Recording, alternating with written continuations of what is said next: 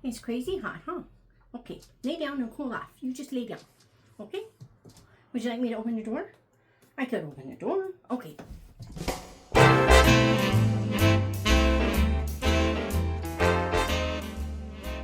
Well, guys, sorry about the no video on Thursday. It has been, what is the, the cliffs of insanity in Princess Bride? Yeah, this has been the almost weekend. It's really been the week of insanity. So on Monday, was it Monday or Tuesday, I got the first round edits done for Trustfall, which comes out tomorrow. On Tuesday night, I think it was Tuesday night, I got the second round edits and had to do them. There were like 40. Guys, it's like night and day. I forgot it was so cold last night. I closed the window. Okay, so it was like 40 minor things, like commas and whatnot, that we caught. Bethany was amazing. Oh, that woman.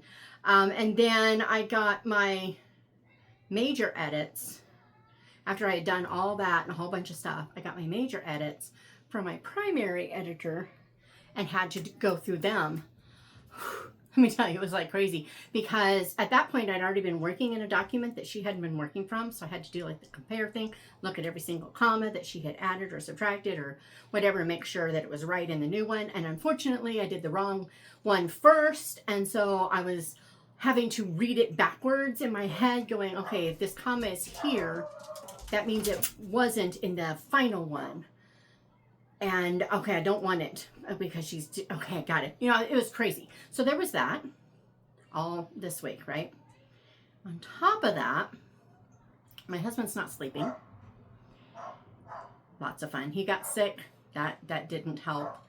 Then, all the things. And the dog is barking. And I think that's Toothless. I don't think that's their dog. It's not high-pitched enough for their dog.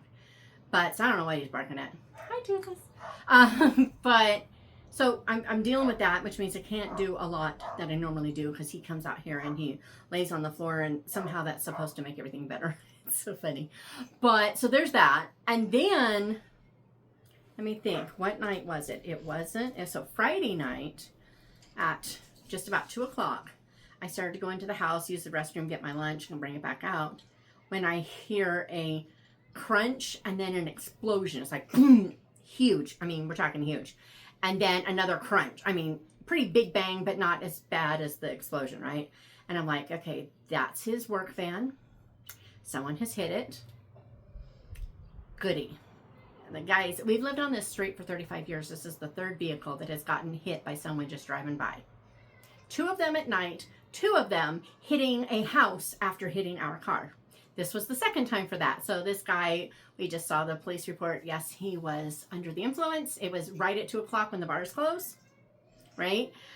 So he's going down the road. He clipped Kevin's van, which exploded the tire and destroyed the rim. That rim is just, I'll try to get a picture and put it in here.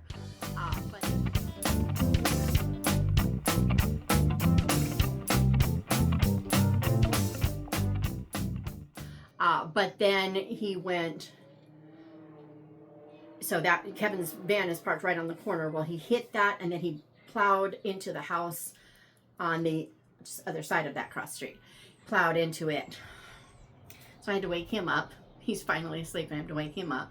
And, it's like, he's got to go deal with this. He's got to tell it's a van pool, so it's not our personal vehicle. It belongs to the van pool. So now all these guys have no way to work.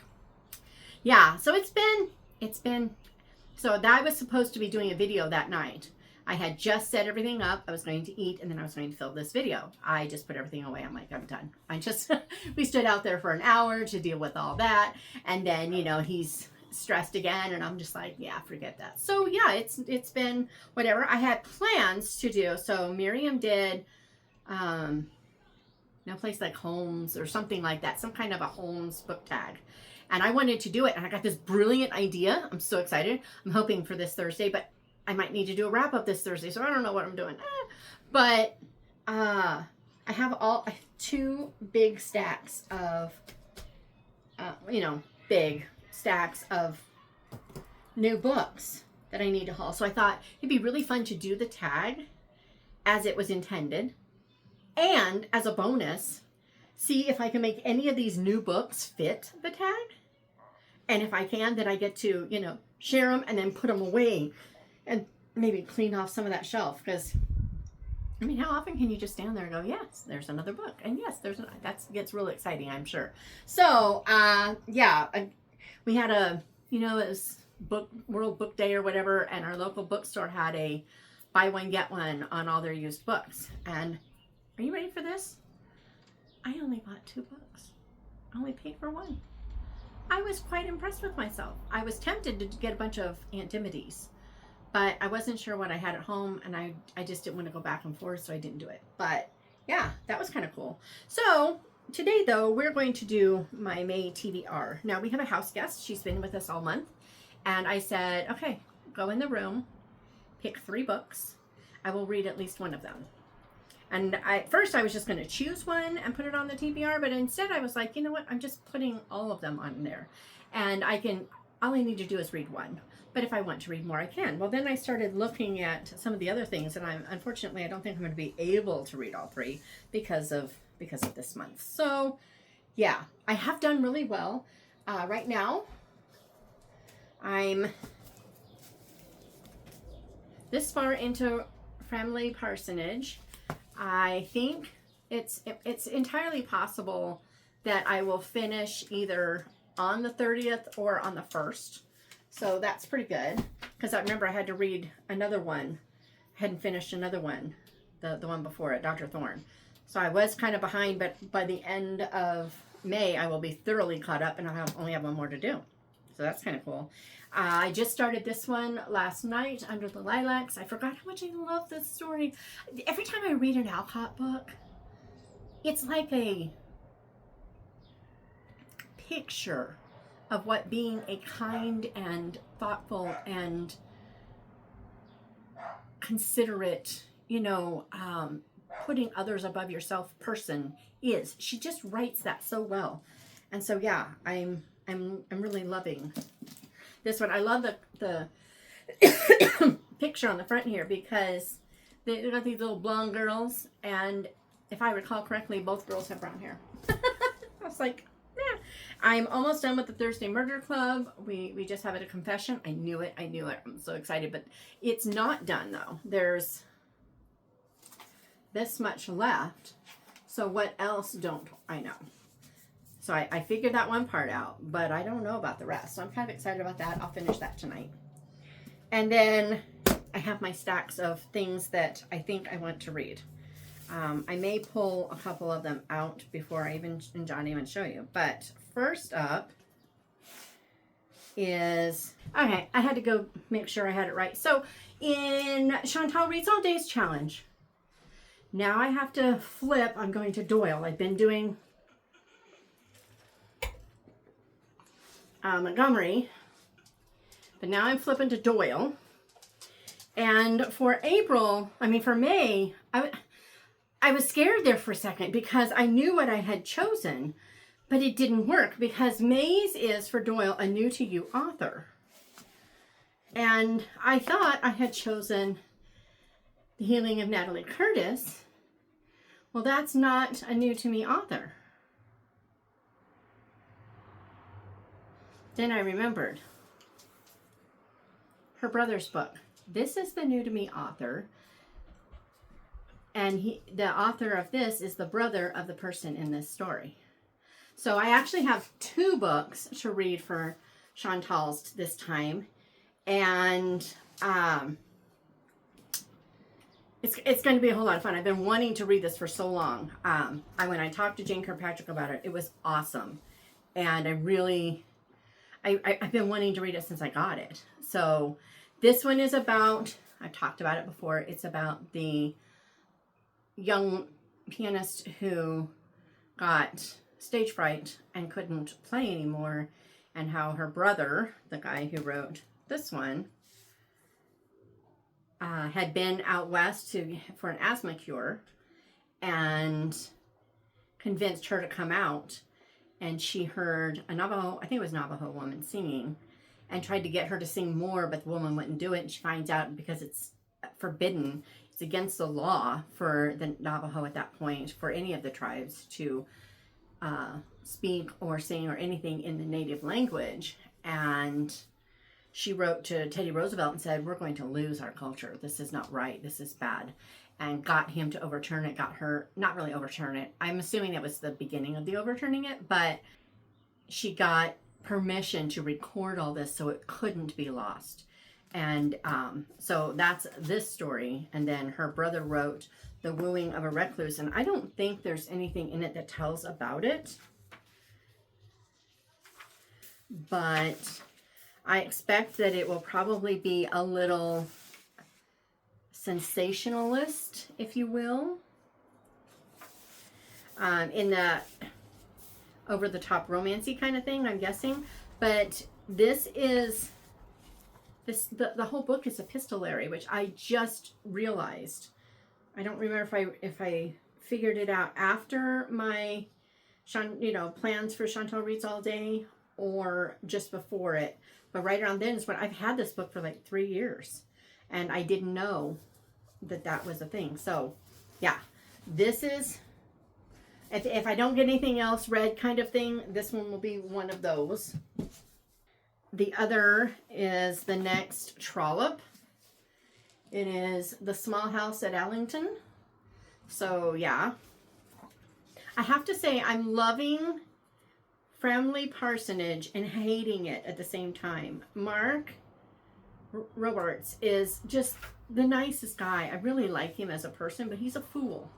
And it's killing me because his wife is going to pay for his stupidity. Making the stupid decisions that this guy is making because he has no clue as to how loans and things work and how, surety and all that stuff works. I'm just like, Anyway, I don't know what this one is going to be about at all. And I don't care because Trollop, I'm really enjoying Trollop. He and Austin might be my favorite classical authors. So that's kind of cool. But that would be my next pretty much given. And then my third pretty much given is the Buzzword-a-thon. And I can't remember what the buzzword is. I'll put it up on the screen. But this is the book I chose for it. It's actually 4 books in one. Has Lynn Shannon, Lisa Phillips, Rebecca Hemlock, and Michelle Ellickson. And so I told myself this is the title of the series. And I told myself the only one I have to read is the one that feels closest to whatever the buzzword is from this. I only have to read one, but if I read them all, then I read them all. So there's that one. These are romantic suspense. They're full length but short novels. They are not novellas, which is kind of cool. Then the rest of these, except for this one. Let's do this one. I think if I count it up right, I think Suspended in the Stars is the one that won the you need to read this votes in that thread from my Kickstarter books. I think this one was the one that got the most. There weren't very many. I should look again, but I'm pretty sure this one did. The only way I won't read this one over one of the others is if I go back and count, and there have been other votes that have come in since then because I haven't looked in the last few days. But at first, this one was definitely standing out. So, Suspended in the Stars, it says, a girl in hiding, a boy on the run, the fate of the galaxy between them. When Tali Zarna is forced to hide rogue soldier Renner Kartha, her life isn't the only thing threatened. Living as the famed soaring staress on the circus spaceship Midway masks her true identity, but Renner's very presence threatens to draw unwanted attention. And this Renner guy was a former royal guard, whatever that means. So I'm definitely, this is it. This is the time. Oh, excited. Okay. Why am I trying to put them on that shelf? I'm going to want to stack them a bit. Anyway. All right. And then, so I had my guest. pick 3 books. And like I said, one is the all I have to read, but I may want to read all. We shall see. So one of the ones she chose was A Lady's Guide to Marvels and Misadventures When All the Stuff is Falling Out. Don't fall out. By Angela Bell. Miss Clara Marie Stanton's family may be eccentric. They may be eccentric. Maybe eccentric, but they certainly aren't insane. So it's London, England, 1860, and it's a steampunk mashup of the Nutcracker. So there's just, I don't want to say too much because I don't want to read too much. I just want to go into it with all the funness, because this is like right up my alley. I'm so excited about this. You can't wait. And I've been reading people talking about it, and one of the things that people keep saying over and over is how many quotable lines there are in here. I love books with quotable lines. It makes me so happy. Okay, the next one she chose, her mother actually gave me. Her mother bought this for me, and I still haven't read it. My mom read it. I think my mom said she kind of liked it. And this is not Mom's kind of book. So I thought that was kind of cool. But, ooh, it's got a map. So it's The Memory Thief. The past is a maze. She is the key. Fight to remember. In the city of Krawick, memories reign. The power-obsessed ruler of the city, Madame, has cultivated a society in which memories are currency. Citizens are divided by ability, and gifted, capital G, individuals can take memories from others through touch as they please. 17-year-old Etta Lark is desperate to live outside the corrupt culture, but she grapples with guilt of an accident that has left her mother bedridden in the city's asylum. When Madame threatens to put her mother up for auction, a Krawick practice in which a criminal's memories are sold to the highest bidder before being killed, yikes, Etta will do whatever it takes to save her. And I'm stopping there. But, come on, memories as currency? Yeah. Okay, so she chose this one. She also chose, actually, she chose The Lost Property Office. But I've already read that. Either February or March. Yeah, it was either February or March that I read it. And so we pulled this one out, and they call it Harry Potter meets Doctor Who with steampunk-esque beetle drones. A highly detailed magical world that stands out. Yes, that's a beautiful way. So this is the This is the 4th Ruby. It's been a year since Jack Buckles started his training at the Ministry of Trackers with his mentor, Professor Edward Tanner. It's been a year since his father, John Buckles the 12th, fell into a coma, and nothing has been the same for Jack since. I think I'll stop right there. Because yes. I'm like, what do I do? And then, so there's those 3. One of those will get read. I would love it if it was all 3. Can I just say? That would be so cool. You know, I have a lot of fantasy there, so I'm just going to take that one out. All right, then the last 2, definitely I want to read Catherine's Marriage, which is the sequel to Catherine Wentworth, and mostly because I loved that one so much. It was such a sensible and yet engaging and interesting book. Stevenson writes some really sensible characters. She's almost like the 20th century British version of Alcott, but for adults. It's super cool. So, let me see. So it tells you what we got in book 1. And then it says, in this new book, we see her still in the Highlands with her new husband. They're on their honeymoon and are lost to the world. Before long, however, they have to return to Edinburgh, where troubles abound. And their son is summoned back to Dad's family. And this is it. It has been said of D.E. Stevenson's characters that they are the sort one knows or would like to know. And of her stories that they are a bright mirror of the sort of life one is glad to think still exists. Yeah. Those are both great ways of describing it. So this one will probably get read even before the ones that Denise chose, because I'm anxious to get to that. And then I didn't really, I mean, the only thing I picked for myself was Catherine's Marriage. Yeah, everything else was either part of the challenges or picked by Denise, or, you know, like the Kickstarter thing, right? So I pulled 2 out, but there's just, I don't see myself getting to that one. So, and it's another, I think I'd choose something else instead. So, yeah. The other one I'm putting on here is Lulu's Cafe. People keep telling me I'm going to love this book. Someone sent this to me and I still haven't read it. I did love the one Tea I Love book that I read. Actually, I think I've read 2. I think I read the Magnolias one too. This, I think, is women's fiction. They're calling it romance, but I think someone told me that it's more women's fiction. Let's hope. Some scars don't ever heal, she whispered. No matter how awfully bad you want them to, they're just too deep. On the run from a violent past, Leah Allen arrived in tiny Riverton, South Carolina, battered and broken, but ready to reinvent herself. By a stroke of fate, Leah is drawn to the southern hospitality of a small cafe. Fate or the Lord? Just wondering.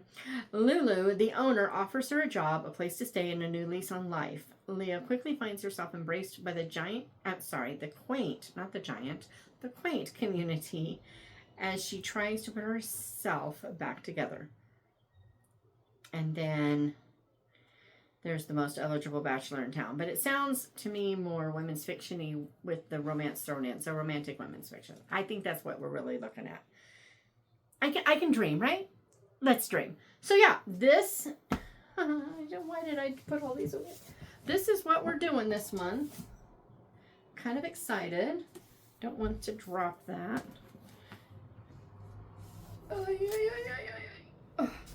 So we have a lot of books. What are you reading this month? I was looking for, I'm so glad I didn't find any. So I was looking for like challenges for May. You know, it's like, what kind of readathons are out there? What kind of challenges are people doing? Yeah, I'm so glad I didn't find any, because I'm no, not going to. This is ridiculous. It gets funnier the more I look at it. Oh, goodness. It's almost the same. I think I'll put this down here. Guys, it's an illness. And you know what? I don't even want to be cured. This is what I got. Probably covering there. Okay. Hi, how you doing? Yeah. If it were only these, it would probably be easily doable. But then I have all the audiobooks. There's at least 2, 3. There's at least 2 coming out in May for sure. Maybe 3. I'm fine. I'm fine. Everything is fine. Yeah. So, what you gonna read? I'll see you on Thursday. Probably with a wrap up, but maybe that tag. I don't know. What do you think? Does it matter if the wrap up is right after? Can it be next Monday? I'll see you later.